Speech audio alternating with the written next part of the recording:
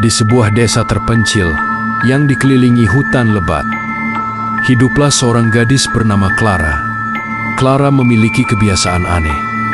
Ia selalu berbicara pada boneka porselen tua miliknya yang bernama Lily. Boneka itu adalah warisan dari nenek buyutnya. Dan Clara selalu merasa ada sesuatu yang istimewa dari boneka itu. Suatu malam, badai hebat melanda desa. Angin menderu-deru, menggoyangkan rumah kayu Clara seolah ingin merobohkannya. Listrik padam dan satu-satunya penerangan di rumah itu berasal dari lilin yang menari-nari di atas meja. Clara duduk di pojok kamar, memeluk Lily erat-erat. Di tengah suara gemuruh petir dan deru angin, Clara mendengar suara bisikan. Awalnya ia mengira itu hanya ilusinya karena ketakutan. Tetapi suara itu semakin jelas, seolah berasal dari Lily. "Clara, jangan takut," bisik suara itu. Clara terkesiap, jantungnya berdebar kencang. Ia menatap Lily, dan untuk pertama kalinya, ia merasa bulu kuduknya merinding. Mata kaca Lily yang selalu kosong, kini terlihat berbeda. Seolah ada cahaya redup di dalamnya. Clara melepaskan pelukannya dari Lily, tangannya gemetar. Ia mencoba meyakinkan dirinya bahwa itu hanya khayalannya, efek dari ketakutan dan badai yang mengerikan. Namun, suara itu kembali terdengar. Lebih jelas kali ini, seolah langsung di telinganya. "Aku di sini, Clara. Aku akan melindungimu." Clara menjauhkan Lily darinya, meletakkan boneka itu di lantai dengan hati-hati. Ia menatap boneka itu dengan campuran rasa takut dan penasaran. "Lily, itu kamu?" tanyanya dengan suara bergetar. Hening sejenak, hanya suara badai yang terdengar. Lalu, kepala Lily sedikit miring, seolah mengangguk.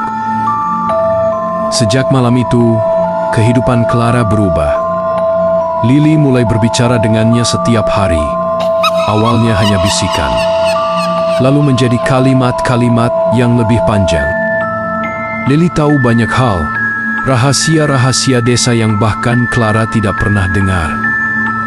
Lily menceritakan tentang warga desa yang menghilang secara misterius bertahun-tahun yang lalu, tentang perjanjian kuno dengan makhluk hutan, dan tentang sebuah kutukan yang melingkupi desa itu. Clara awalnya merasa takut, tetapi rasa ingin tahu yang besar menguasainya. Ia mulai mendengarkan Lily, mengikuti petunjuk-petunjuknya. Lily menyuruh Clara untuk pergi ke tempat-tempat terlarang di hutan, mencari benda-benda aneh, dan melakukan ritual-ritual kecil di malam hari. Clara, yang merasa kesepian dan mendambakan teman, perlahan-lahan mulai percaya pada Lily. Ia merasa Lily adalah satu-satunya yang benar-benar memahaminya. Namun, semakin Clara mengikuti Lily, semakin ia merasa ada yang salah. Wajahnya mulai pucat, matanya cekung, dan ia sering terbangun di malam hari dengan keringat dingin. Warga desa mulai membicarakan Clara, mengatakan ia menjadi aneh dan sering terlihat berbicara sendiri di hutan. Ibunya khawatir, tetapi Clara menolak untuk menjelaskan apapun.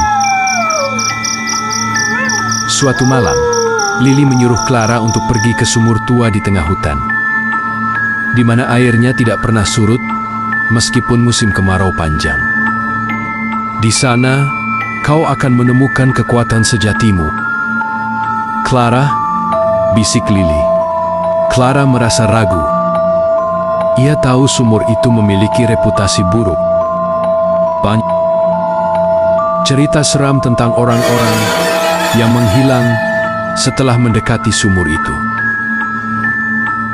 Namun, bisikan Lili begitu meyakinkan, begitu memikat. Clara akhirnya pergi. Malam itu gelap gulita, bulan tertutup awan. Saat ia tiba di sumur tua itu, udara terasa dingin menusuk tulang. Air di sumur tampak hitam pekat, memantulkan bayangan samar pepohonan yang mengerikan. "Lompatlah, Clara," bisik Lili. Suaranya kini terdengar seperti lolongan angin. "Lompat, dan kau akan menjadi sepertiku." Clara menatap pantulan dirinya di air sumur. Wajahnya tampak asing, matanya kosong, seperti mata boneka.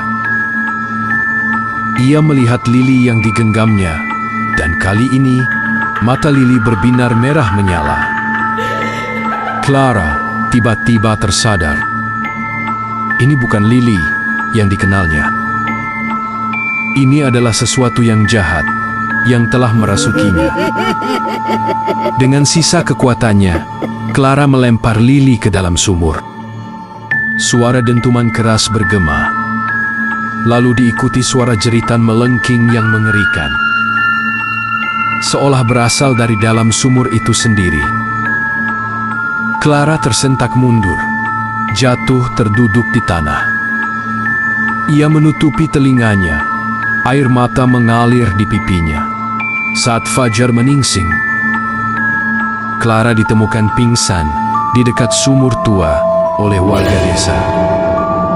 Ia dibawa pulang dan butuh waktu lama baginya untuk pulih. Clara tidak pernah lagi berbicara tentang Lili atau kejadian di sumur itu. Ia kembali menjadi gadis yang pendiam, tetapi ada perubahan dalam dirinya. Matanya tidak lagi kosong, dan ia tidak lagi kesepian. Ia telah belajar sebuah pelajaran pahit tentang kepercayaan dan batas antara dunia nyata dan imajinasi. Sumur tua itu masih ada, tetapi tidak ada seorang pun di desa yang berani mendekatinya. Terkadang, di malam-malam berangin, warga desa bersumpah mendengar bisikan dan lolongan pelan dari arah sumur itu. Seolah ada sesuatu yang masih terperangkap di dalamnya, menunggu untuk kembali